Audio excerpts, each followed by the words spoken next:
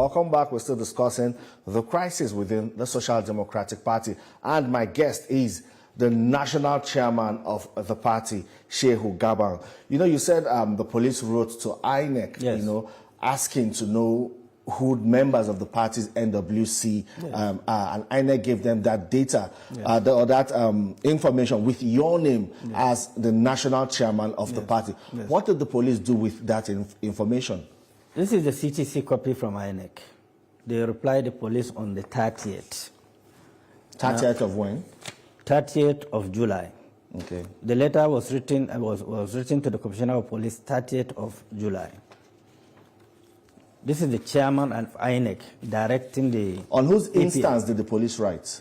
The right Commissioner of Police wrote to INEC directly. I know. Who asked him to write, or who instigated? I really don't know. I really don't know who asked him to write to the INEC. I think because the crisis was much, they want to ascertain the leadership of the party because of the factionalization. Each ones are claiming, these ones are claiming. They decided to write to INEC on their own. And they wrote to INEC, and INEC replied them. They wrote to the chairman. Chairman minuted to relevant department. Names: Shehu Musa Gabam, National Chairman; Dr. Olu Oguloye, National Secretary; Ambassador Rufus, National Publicity Secretary; Honorable Obonna Okechukwu, National Youth Leader; Barrister Joseph Abu, National Organizing Secretary; Haji Abdullahi, National Speaker. And it goes on like that. It goes on like this. Is Dr. Olu Aguloye still the National Secretary of the SDP? He is. But the other faction said they have suspended him, they have expelled him. But for you, as a national chairman, you still recognize him as... I don't abuse the law. We were elected at the same convention, 2022, at the International Conference Center. INEC commissioners were there, high-ranking directors were there, our convention was well covered. So I'm not the type that abuse the law. I adhere to the law.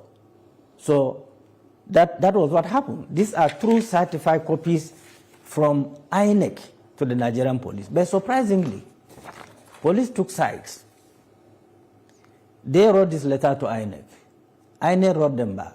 The people who sat down and said they have expelled people were in the meeting, presided over the meeting. Police did nothing about it, did not act, and abandoned the information they got from INEC. Now, if our staff are going to the Secretariat, the police will not allow them to enter because they took sides with the Secretary.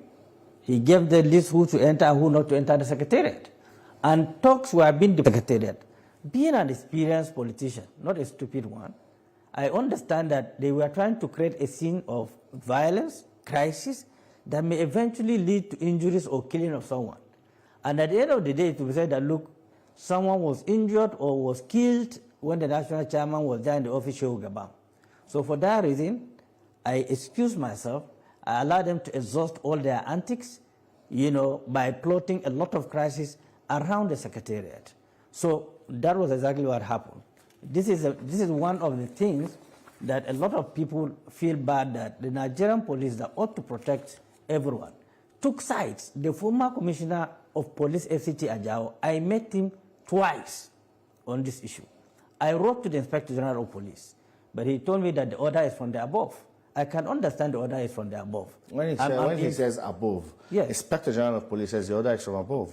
Probably the Inspector General of Police is the one ordering him. Even Inspector General of ordering Police, the commissioner. Somebody maybe told the Inspector General of Police. There are interests here and there. I'm aware of the interests. I'm not worried about it. When time comes, we'll talk about it.